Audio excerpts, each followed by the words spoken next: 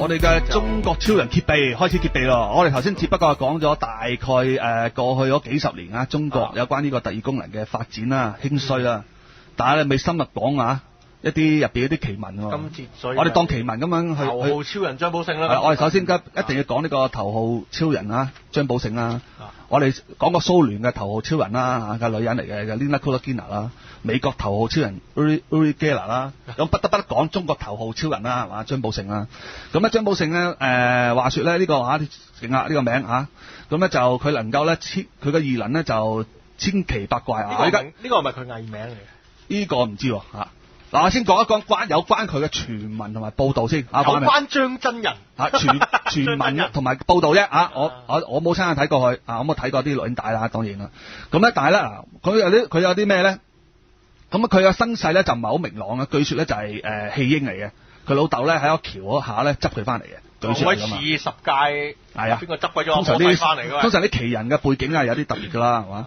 咁啊，據說佢細個嗰時咧已經係有透視眼喎，就睇到同學啲信㗎喎，睇到同學啲信就話呢封信你㗎，阿隔離阿班阿 B 女約你去街啊睇戲啊嗰啲嘢，咁佢啲同學成日以為佢偷睇人啲信喎，就告發佢喎，告發俾 Miss 聽喎，Miss 話你係咪㗎？咪跟住佢話唔係啊，係天生係睇到啲嘢㗎，咁 Miss 唔知驚唔驚透視眼？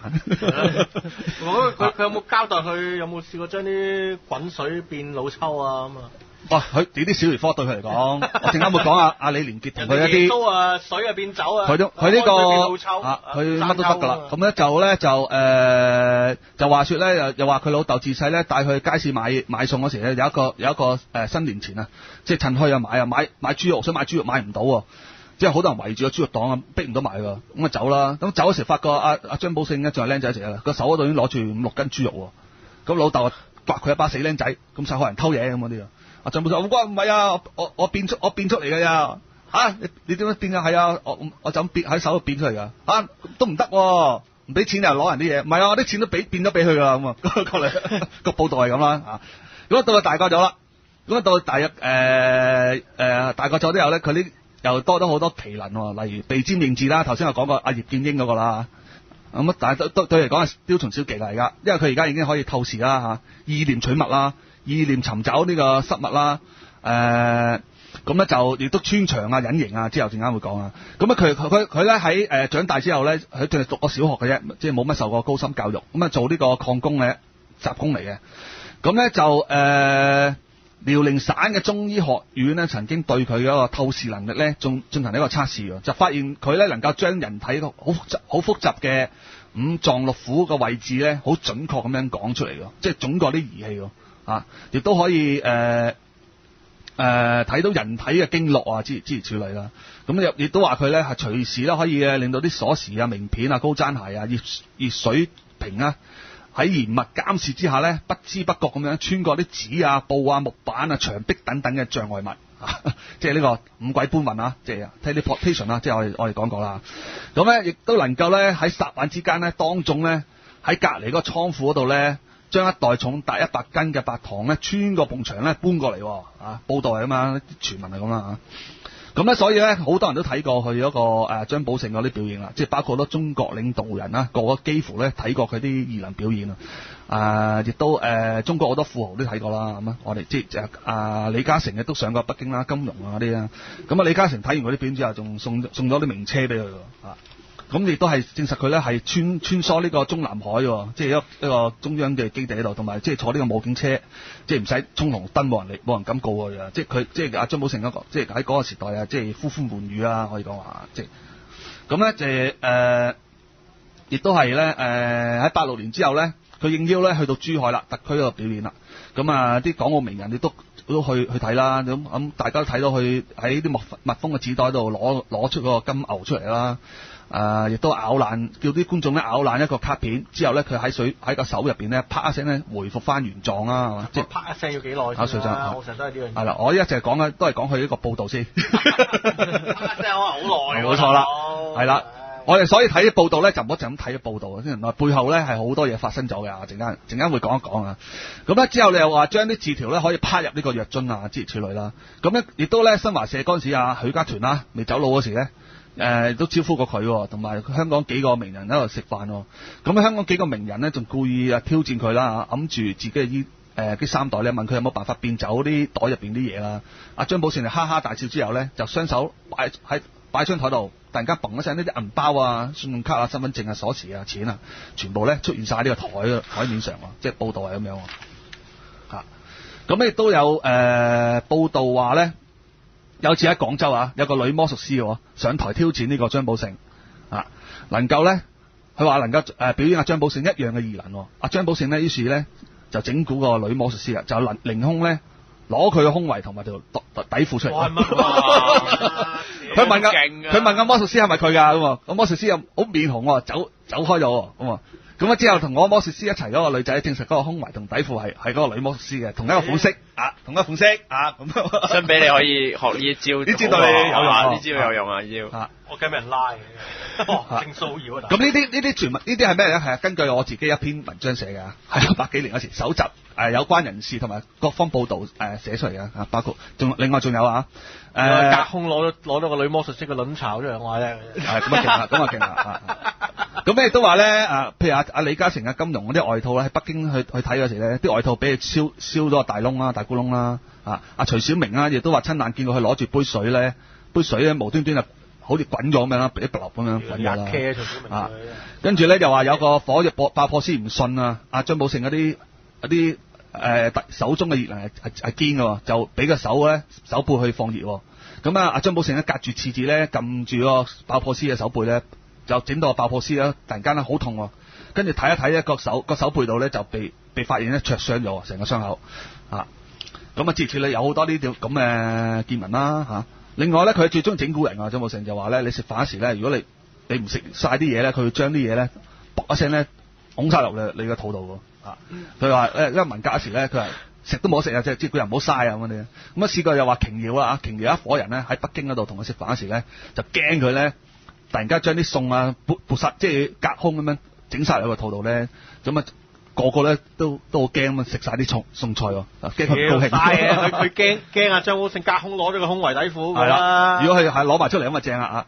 咁咧另外就係話啦，張寶勝咧，我哋頭先講過啦，佢喺國防科委嗰個507所度做研究工作噶嘛。咁研究過咩咧？即係話說咧國防科研嗰度咧做嗰個實驗啊，就話張寶勝咧，佢話佢自己可以將銀行入邊保險庫入邊嗰啲錢咧全部搬晒出嚟。哇咁啊正啊，係嘛咁勁。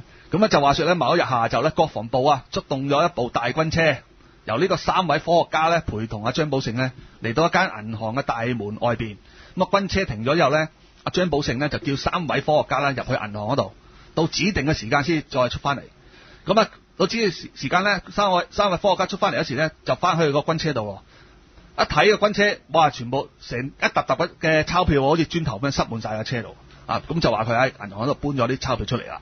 咁咧亦都有個報道話咧，呢個507所即係航天醫學工程研究所咁咧就同阿張寶勝做過50次咧有關呢個突破空間障礙嘅實驗。咩實驗嚟咧？就係話咧，將所有封裝咗嘅透明嘅玻璃樽嘅藥片上面做咗獨特嘅記號，然後咧封瓶同埋燒咗佢先係封瓶。咁咧結果咧就有阿張寶勝咧50次中有25次咧可以成功咧將呢個部分嘅啲藥片嘅樣本咧喺瓶入邊咧移到去外邊。即係佢最拿手呢個啊嘛，即係搖呢個藥丸出嚟啊嘛。咁咧如果啲藥樽咧就發覺係冇爛到嘅，冇破到嘅。咁咧而且仲用呢個每秒40張速度嘅高速菲林拍攝咧，就話拍到咧啲藥片咧突破呢個玻璃樽個屏障之間嗰個連續過程即係咁講。咁咧就證實咗咧佢嗰個物體咧可以互相交錯咁樣穿過嘅。亦都話咧可能同呢個量子波有關係等等諸如此類咁嘅說法。講到咁巴閉咁係時候揭開即係當時信佢嘅人嘅無知。唔係，我講埋啲花邊新聞先，因為我哋當奇聞，我哋當奇聞聽啊嘛。因為我哋已經覺得呢條友係流啊，真係。唔係好多人信好堅㗎。好多我同佢識嗰啲人咪話信好堅啦。係咩？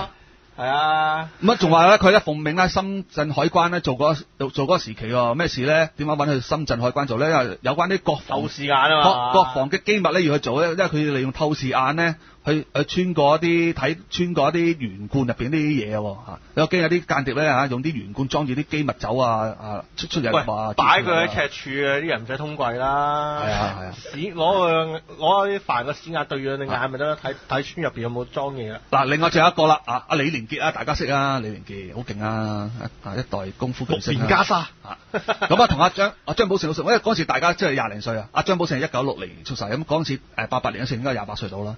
咁阿李連杰成日都攬頭攬頸喎，咁就話咧阿李連杰就話咧佢對阿張寶勝啲異能咧見怪不怪啦。佢話有一次咧，但係有一次就真係好奇怪，佢話同阿張寶勝咧喺一條走廊嗰度追逐嗰時候咧，嬉戲啊追逐嗰時咧，阿張寶勝一時興起，跳入咗埲牆嗰度消失咗，即係穿牆術啦。我哋之前講個穿牆術，瞬間之間又喺埲牆度出翻嚟，啵一聲出翻嚟，咁嚇到阿李連杰死下即係顯示阿張寶勝啲功能咧越嚟越勁啊！唔係我成日想問啫，今時今日你問李連杰，佢會唔會再提呢件事？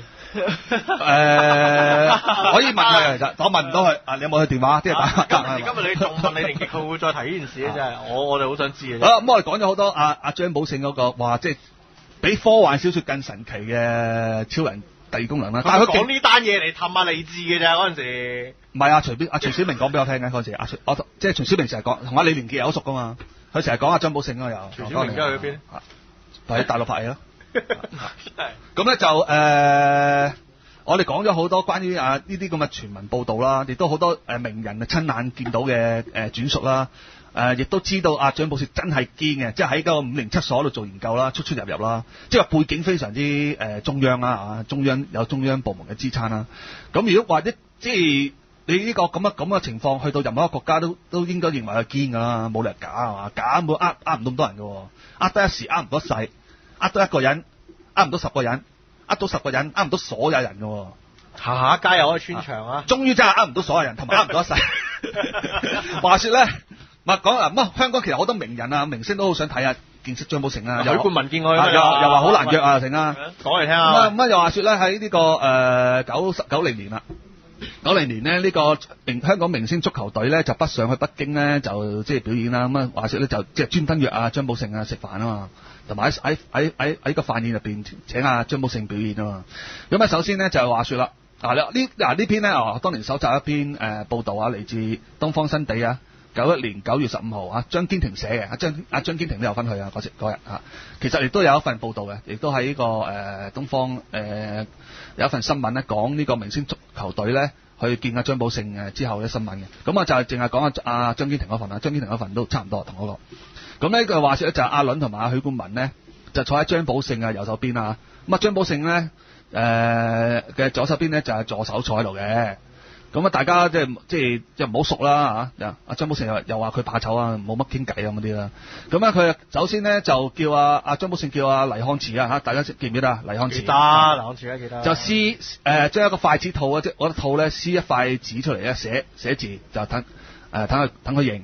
咁但係呢個撕出嚟寫一字之後咧，就唔係阿黎漢池自己揸住，就俾咗佢嘅助手揸住咁啊。咁一個助手揸住咧，不停揸住之後咧，不停咧搓來搓去，咁啊搓咗半個鐘頭，咁啊張寶勝都認唔到出嚟，因為大家及住佢啊。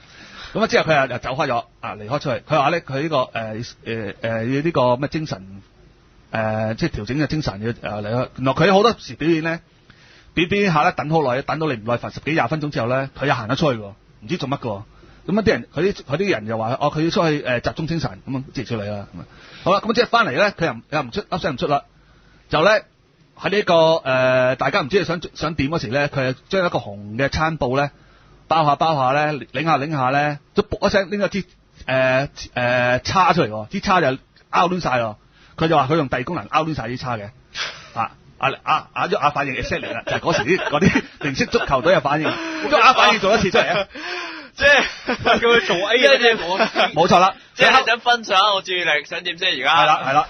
咁當時嗰啲明星足球足球隊嗰啲成員都係咁嘅反應，超唔係啊嘛，屌又玩咩啊？你都冇話冇事先預告之下咧，就話表演咗攣咗個匙羹出嚟。有，多謝大家。咁所以有好多時話啲報道咧話佢能夠整呢個匙羹啊嗰啲咧，其實好簡單。喂，你即刻喺我面前咁樣1秒內變到，我話你好嘢啊嚇！但係其實唔係嘅，嗱好多古靈精怪嘢嘅，中間又離開咗啊，突然間又變咗條匙羹出嚟啊咁啊，諸如此類啦。即係我成日覺得咧，如果呢啲嘢係真嘅話咧，我真係睇得穿你咧，我即時已經解決啦，我即時睇到你，使乜搞咁耐啫？搞咁耐做咩咧？咁當然有啲人都係由佢啦，就或者係真係堅嘅咧嚇，佢只不過佢怪人嚟噶嘛嚇，好性格好怪啊嘛，咁由佢啦。咁咧之後咧佢咧就又話表演第二樣嘢喎嚇，又表演呢個藥樽搖咗個藥樽出嚟喎嚇，咁咧有人出示一個藥樽啦，跟住佢又話唔表演咯，又不如表演燒衣啦，燒你件衫啊咁過嚟喎。咁咧燒件衫係點咧？佢咧原來咧將一件阿倫咧，阿倫就話不如燒我一件衫啦嚇，燒我件外衣啊。咁咧跟住咧佢咧根據傳說咧佢燒外衣咧，人哋嗰個形容就話一隻手點一點你件衫就穿窿啊，燒窿咗個窿咁樣啊嘛。又點一點你嘅手咧，又好痛咁樣啊！即係有咁嘅傳聞係咁樣。啲抹喎，但其實係點嘅咧？其實唔係咁喎，實際上唔係咁喎。實際上咧，跟住咧，原來係阿魏天賜啦，阿魏天賜俾個外套佢啦。原來係點樣咧？原來佢哋將雙手咧包喺嘅，用件衫咧包住個雙手。咁大家見唔到佢雙手入邊有啲咩景轟啦？咁啊喺雙手入邊唔知搞咩啦，咁阿倫又話見到有啲藍光啦，咁講唔知係咪啊？冇幾耐咧，嗰件衫就起煙啦，跟住就燒咗出嚟啦。咁啲火好細嘅，跟住好大煙咁樣，大家好連忙咁拍熄嗰啲煙火啦。咁咧之後咧咁張堅庭就話咧，佢同其他人都好清楚咧，見到阿張寶勝咧好快手咁樣咧，將一條紅色嘅毛巾咧袋翻喺個袋度，即係佢其實暗藏一個布嘅一塊布嘅。塊布有咩嘢咧就唔知啊，即係有冇啲化學物質咧唔知啊嚇。咁咧好啦，有啲人已經開始冇人啦咁咧佢又話開始認字咯，認字嗰個冇聲氣啊嘛嚇。咁啲人話喂，咁啲人學住個助手，喂你嗰張紙唔好掉喎。咁啊阿倫就問咗幾次啦，阿許冠文問咗幾次啦。咁咧個助手亦都唔知點樣佢走位咗個助手，唔數佢哋又唔認字喎。咁咧之後咧啲國人咧就話你同阿張寶勝影相啦，係咪都叫名人啦係嘛啊？即係佢係一個咁阿許冠文咧就係興到咧唔同佢影喎，唔肯同佢合照喎。好多人爭住同阿張寶勝影相，即係覺得係騙子啊！即係阿許冠文覺得阿張寶勝係一個騙子啊！咁咧即係咁咧就大家咧佢哋明星足球隊咧之後咧就翻去酒店房嗰度咧，佢影咗啲錄影帶啊嘛。咁咧大家睇大家開大會睇啦。咁咧佢哋亦都有啲人咧俾阿張寶勝咧話掂一掂嘅手咧又好痛嗰啲咧，其實佢估計係用針啦，嗰個就係用針，係一個針孔嚟嘅。咁咧就當嗰時包括阿黎漢慈啦、泰迪羅賓啦亦都對阿張寶勝好失望啦，即係話又講到咁勁嗰啲啦，之類啦。咁咧結果咧就係佢哋通過投票咧，佢開大會總係90%唔信嘅，90%都唔信阿張寶勝係堅嘅，即係90%覺得係流嘢嘅。最後阿許冠文咧就仲話喎。佢咁講，佢話咧，你話中國人可唔可憐啊？話呢個九流魔術師喺我哋面前搞幾下咧，就稱為國寶啊！最可悲咧就竟然由國家咧保護供養即係混帳喎。阿許冠文咁講，即係睇完阿張寶勝之後，咁呢個只不過係香港人見證阿張寶勝穿煲嘅其中一件事啦。咁我頭先講過咧，咪有篇文章咧俾人壓制咗嘅。俾人壓制咗，唔肯。95年先可以出得翻嚟。頭先呢個就係90年明星足球隊啊，仲未知道有篇文章，仲未知道佢88年張寶勝已經衰咗啦。咁咧到95年呢，嗰篇文章咧終於可以面世啦，就話呢篇文章咧就係頭先我講啦，即係其中個惡人之一咧，叫何祖休咧寫嘅，就叫做張寶勝敗走麥城實錄啊。咁咧話說咧。呢件事就頭先所講喺88年嗰時已經發生啦。5月21號咧，就話呢個美國考察團咧揾唔到中國超人啊，即係話中國冇超人呢樣嘢之後咧，咁阿張寶勝嗰個單位咧，包括呢個國家安全部啊、國家科委啊、國防工委啊、中央宣傳部啊幾位領導嘅同志咧，就叫阿張寶勝，喂，不如你做個匯報表演啦，等啲人信服啦，係嘛？咁咧，佢哋專係揾咗一路反對特異功能嗰個何祖休去見證啊！咁但係佢有一條件嘅，即係話你可以準備嗰個藥樽係可以由佢哋準備，即係由嗰個何祖休佢哋準備，即係中國社會科學院準備。咁咧，但係有個條件咧，就話唔知搞啲古靈精怪，佢話阿張寶勝咧要求嗰啲樽咧有啲窿喺度喎，以便泄氣喎。咁去到 OK，啲窿因為好細嘅，即係你即係冇可能啲藥丸咧可以穿到出嚟嘅。咁咧如果你咁樣穿到出嚟，都覺得你好嘢都冇所謂。但係咧就係雙方約定咧，何祖休佢哋話我哋會請啲魔術師到場，但係咧就到時唔好俾阿張寶勝知以免影響佢嘅神奇功能咁。咁咧於是咧佢哋請咗北京雜技團一個5位同埋呢個鐵路嘅民工團咧5位高級魔術師同埋雜技演員咧到場啦咁咧佢啲魔術師都有啲好勁即係空中釣魚嗰啲我哋講過啦魔術咁其中有一個鐵路民工團嘅雜技演員阿提日利同志咁陣間會提一提佢啦。佢就睇穿張寶勝咁咧呢個中國科學院咧化學研究所咧就特別咧揾啲吹玻璃嘅師傅咧特製咗5個咧難以仿製嘅玻璃樽亦都依照佢嘅要求咧就整啲小孔喺度啦，有啲窿啦。咁咧不同嘅嘅樽入邊咧都有編號啦，編號嘅藥丸諸如此類啦。咁咧嗰個匯報表演咧就喺上晝8點半開始啦。咁首先咧就話呢個。有啲有關主辦單位又話又講一輪嘢先啦，又話呢個經過呢個實驗咧報告咧證明呢個物品穿壁嘅現象咧已經係確定咗啦，諸如此類咁咧就咁開始表演咯，開始表演就話搖呢個藥丸出嚟先啦，張寶勝咁咧阿張寶勝攞起有啲樣本搖下，又放喺桌放翻張台度又唔喐，咁過咗半個鐘跟住唔喐又過咗1個鐘。啲人都等佢發工啦，好有耐性啦。一等個半鐘又過咗，咁等下啲人走噶咯喎。係啲人等佢發工啊嘛，睇佢發工。一發工你啲遞功能嘅嘢唔係話嚟啊嘛，係嘛？咁啲人咁諗噶嘛。咁啦，5個樣本咧依然咧冇喐過亦都冇啲藥丸流出嚟。到咗呢個11點半咧，依然冇動靜喎。但係咧突然間咧就場外有2位咧就係超人次強第2強嘅超人出嚟表演，就拿起個藥樽搖，哇！搖咗噼里啪啦好多藥丸出嚟喎。但係咧就話原來嗰啲藥樽唔係佢5個樣本嚟嘅，係另外啲藥樽嚟嘅啫。嗰5個指定嗰個樣本咧，依然冇喐過嘅。咁咧另外咧，亦都咧表演其他嗰啲大茄喱啡表演之後咧，唔知隔離蹦爛一大蹦爛有一巨聲喎，發一巨聲喎。咁啲人咧邊度有聲就望佢嗰邊噶啦，係嘛？明咁阿何祖休醒目啦。哇！大家唔好望嗰度，望住及住張寶勝。我上次咪話有啲叫做 misdirection 嘅，即係話聲東擊西。你睇下嗰度，跟住我換咗，佢就竟然用呢招。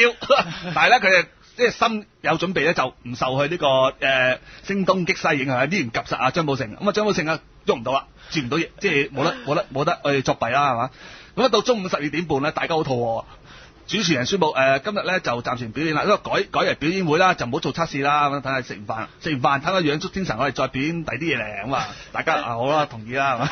即係成個上晝咧，張寶勝係冇表演過任何嘢嘅，即係嘥時間。好啦，拖到下晝啦，下晝翻嚟又睇，佢又話即係表演第一個項目表演透視透視識字。咁呢個航天研究所咧攞咗有個信封出嚟啦，信封入邊裝咗2張2毫子嘅人民幣。咁大家就推舉呢個何祖休即係呢個挑戰踢爆佢嗰個學者咧，同埋另一個研究員咧，就每人寫一啲嘢喺個紙幣喺度。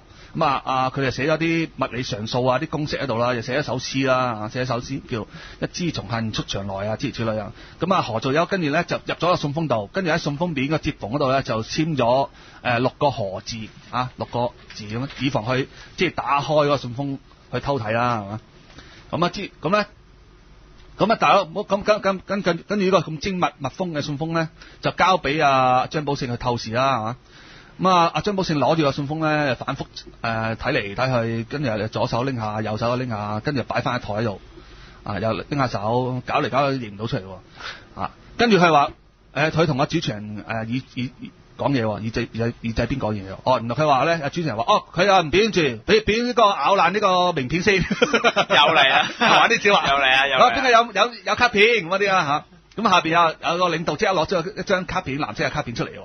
咁何祖休即係話醒目啦，唔好住，咬爛佢之前咧，可唔可以有個簽名先？大家都話好啊，咁何祖休喺個卡片度簽名啦，又交俾主持人啦。咁主持人咧就諗住咧。對接咗之後咧，就放喺口度咬啦，諗住咬落去。跟住張寶勝就話又自己浸啊。跟住主持人話：我又唔做啊，呢個唔做住啦，又唔俾住嚇。咁咧就咁啊，主持人又宣佈啦。阿張寶勝咧就而家表演另一個項目，就將一粒糖咧就會塞入頭先嗰個蜜蜂嗰個信封嗰度，即係何俊友簽咗紙嗰個信封嗰度喎。咁啊，佢最興咁樣嘅，就將啲嘢塞落去嘅。咁咧好啦，咁啊睇下點樣表演塞入去啦。咁咧就阿張寶勝咧將呢個蜜蜂嘅信封咧就捲至一支鋼筆嗰度。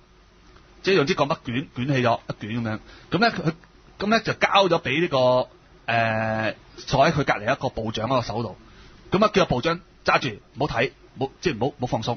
佢咧就話咧要培養情緒，又離開咗，走開咗個會，離開咗個會場嗰度，走咗出去喎。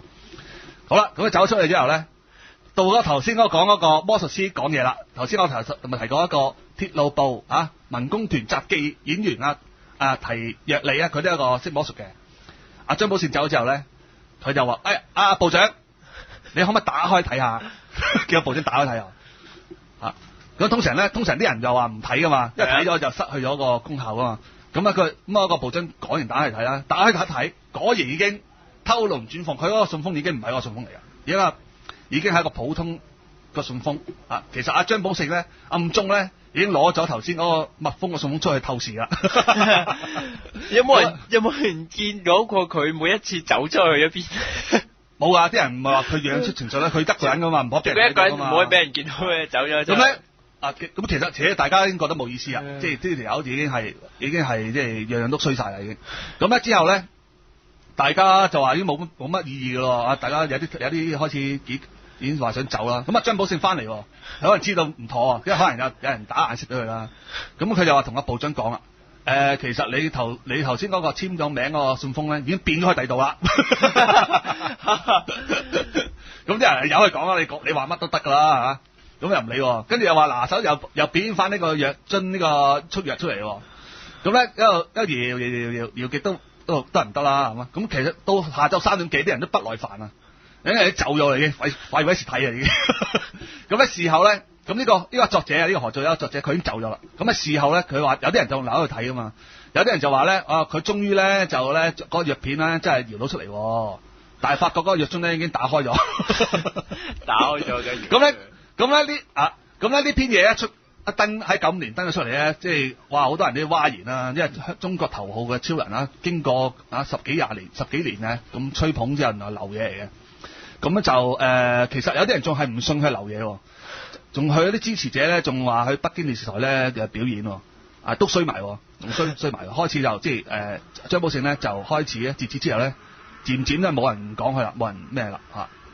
咁呢個咧就係話咧其實咧阿張寶勝咧仲有啲其他踢爆佢嘅機密係點嘅咧？例如咧佢話咧可以隨意咧變走你個手錶入邊嗰個分針啊，變走啲針喎。點樣變咧？佢話咧叫佢揸住隻錶，咁咧佢喺呢個手度咧搞下啦。咁其中一個北京醫學大學個宋教授咧就同佢接受嗰個表演，佢攞最靚嘅錶出嚟啦，諗住冇咁易將個針變出嚟啦。原來咧張寶勝咧將喺佢揸住個手錶個手度咧，佢係發功，突然間咧佢感覺到咧張寶勝咧夾硬攞咗個錶走，就換咗另一隻錶出嚟入咗佢隻手度嘅。咁阿張寶勝咧又話要出去咧集中培養情緒喎。咁教授打開自己嘅手掌睇個錶，始終已經換咗另一隻錶其實。係啦。咁張寶勝咧再入嚟又喺搞路咧，又喺個手掌度把聲就換翻去原本嘅錶。咁咧就叫嗰個教授打開嚟睇，果然咧嗰個錶嘅針咧冇咗。咁咧事後咧嗰個教授好興啊！我貴錶嚟噶嘛，諗住咧拎去嗰個鐘錶嗰個鐘錶鋪度整翻啦，佢話整唔翻啦，因為俾人揼到爛晒啊，連啲機件咧拆爛晒。咁咧亦都話咧另外咧就話一啲燒衣服嗰個係點樣嘅咧？燒衣服嗰個咧原來係有啲人俾人燒過衣服，拎去驗咧，其實係發覺咧係有一啲易燃嘅物質喺度即係燒嘅啫，其實即係就係可能嗰塊布啦咁咧另外大致都咁樣啦，即係張寶勝即係嗰個所謂特異功能咧，即係經過90年咧，好多人踢爆之後咧，大家都覺得係流嘢啦。咁但係咧最近佢去向係點嘅咧？咁有啲人話佢仲係喺507研究所度做緊嘅，即係到直至07年嗰時啊。但係如果根據維基嗰個2010嗰個最新 update 就話佢被因為咧呢個擾亂公安同埋呢個詐騙咧被人拉咗嘅咁過嚟，咁唔知邊個真啦未得到證實啦。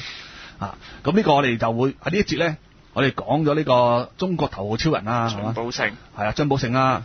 咁咧就我哋下一節翻嚟講另一個傳奇人物啦，就活濟公嚴新同埋香港一啲超人咯。咁我哋下一節繼續我哋個中國超人揭秘。以上聲音檔呢係摘自2010年經典網台節目《22世紀藍皮書》嘅其中一集。當年張寶勝呢仲未逝世㗎，咁呢就係張寶勝喺2018年8月3號因為心臟病喺北京去世，終年58歲。咁呢一位號稱中國頭號超人呢，喺80、90年代呢可謂叱咤風雲啊！咁小弟禪飛當年呢睇過佢有啲喺錄影帶啊，睇佢有啲所謂變魔術呢，我都喺度暗暗咁樣偷笑，哇！啲咁低級嘅魔術竟然都可以呃到人，仲成為一個國寶級嘅人馬添。咁啊，即係好奇怪呢個世界。咁而家大家聽到呢一集呢，只係呢喺 Patreon 不斷上載緊嘅一個系列，叫做《上世紀超能力暗戰》嘅其中一集。咁呢，而家計埋今集應該係第8集噶啦。咁呢係講晒呢上世紀啊，由50、60年代開始至到2000年度呢，由當時嘅蘇聯啊開始，至到美國啊，以至中國啊，各種超人嘅異能嘅奇聞，同埋當中點樣踢爆佢哋一啲所謂叫做特異功能。咁就當然有啲未必踢爆得晒嘅，咁大部分呢已經可以解釋到啦。咁當年就係呢個特異功能熱潮又非常之熾熱啦，咁好多人都相信呢個世界上真係有呢啲嘢啦。再加上當年氣功熱潮啊，哇原來氣功咧練得多咧可以引發咧人體嘅潛在特異功能嘅，咁咧就所以下一集咧第9集啦，呢個系列嘅第9集啦，就會講到咧當年另一位叱咤風雲人物嘅超人，叫做氣功大師嚴新，咁啊多次嚟過香港，亦都上過歡樂今宵表演嘅，咁就下一集咧就會講到佢嘅奇聞啦，咁咧就係會喺禪飛解密 Patreon 嗰度咧繼續上載嘅。咁所以呢，今集呢只係一個精選，將呢個後台開咪其中一集呢就公開俾大家聽嘅啫。咁有興趣嘅朋友呢，就敬請呢加入禪飛解密 Patreon 呢，就可以聽到更多好嘢啦。今集呢屬於呢個馬年新春精選嘅其中另外一集啊。咁順便咧喺度呢祝大家呢馬年馬到功成，萬事勝意，樣樣馬上搞掂啊！